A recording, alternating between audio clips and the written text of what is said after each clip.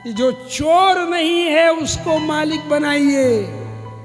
चोर को मालिक बनाएंगे तो देश बर्बाद हो जाएगा।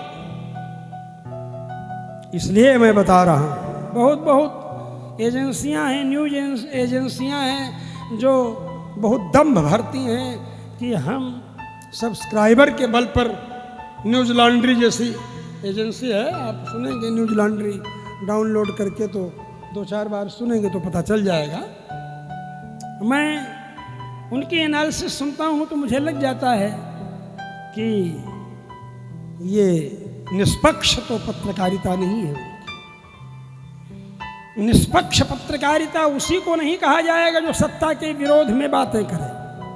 निष्पक्ष पत्रकारिता उसको कहते हैं जो सत्ता के द्वारा किए गए अच्छे कार्यों को यथार्थ रूप में स्वीकार करे,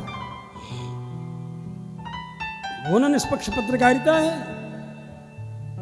विपक्ष के द्वारा किए गए अच्छे कार्यों की प्रशंसा करते हुए, सत्ता के द्वारा किए गए अच्छे कार्यों का सम्मान करते हुए उसको एप्रिसिएट करें, प्रशंसा करें, और विपक्ष के भी दोषों को और सत्ता के भी दोषों को बेनकाब करें, वो पत्रकारिता है। तभी वह पत्रकारिता लोकतंत्र के चौथे स्तंभ के रूप में स्थापित हो सकती है, और नहीं तो गोदी मीडिया के नाम से। अब गोदी मीडिया केवल सत्ता की ही वकालत करने वाली मीडिया नहीं रह गई है, अब विपक्ष की भी एकमात्र वकालत करने वाली, मैं रवीश कुमार जैसी पत्रकारिता भी मीडिया, वो भी गोदी मीडिया है।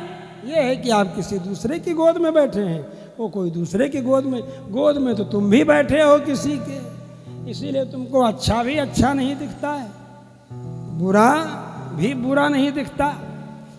निष्पक्ष पत्रकारिता ये है जो मारीच कर रहा है। मारीच ने कहा रावण से, रामो विग्रहवान धर्म, राम जी मूर्तिमान धर्म। क्या कहा? मारीच ने कहा, समझे? मारीच कह रहा है राम जी मूर्तिमान धर्म है, मूर्तिमान धर्म है राम जी। निष्पक्ष पत्रकारिता इसको कहते हैं। तो मैं आप लोगों को केवल इतना समझा रहा हूं कि अनुशासन एक आवश्यक है। राजा के ऊपर भी, प्रधानमंत्री के ऊपर भी अनुशासन होना अनिवार्य है, मुख्यमंत्री के ऊपर भी, राज्यपाल के ऊपर भी, राष्ट्रपति के ऊपर भी एक अनुशासन आवश्यक है। वह संविधान का अनुशासन है, वो कोड ऑफ कंडक्ट का अनुशासन है, वो द कॉन्स्टिट्यूशन ऑफ इंडिया के नाम से जिसको कहते हैं, जो भारतीय संविधान है, वो भारतीय संविधान, वही संविधान हमारा वैदिक संविधान है, वही वेद श्रुति है, और वही स्मृति धर्मशास्त्र है जो स्मृति वर्णन करती है कि ऐसा करोगे तो अपराध होगा, दंडित होगे, ऐसा करोगे तो पुरस्कृत होवोगे। ऐसी स्थिति में ध्यान रहता है लोगों का, वो उसका पालन करते हैं। मैं यही आपको बताना चाहता हूं कि आप सब लोग सनातन धर्म की परंपरा का पालन करने वाले जब बनेंगे तभी आप सनातन हिंदू राष्ट्र की स्थापना कर पाएंगे। अगर आपको अपनी परंपराओं का ज्ञान नहीं रहेगा, अपने जातीय गुणधर्म का ज्ञान नहीं रहेगा, तब आप हिंदू राष्ट्र का निर्माण नहीं कर पाएंगे। जातिवाद को समाप्त करो, जातियां तो श्रृंगार,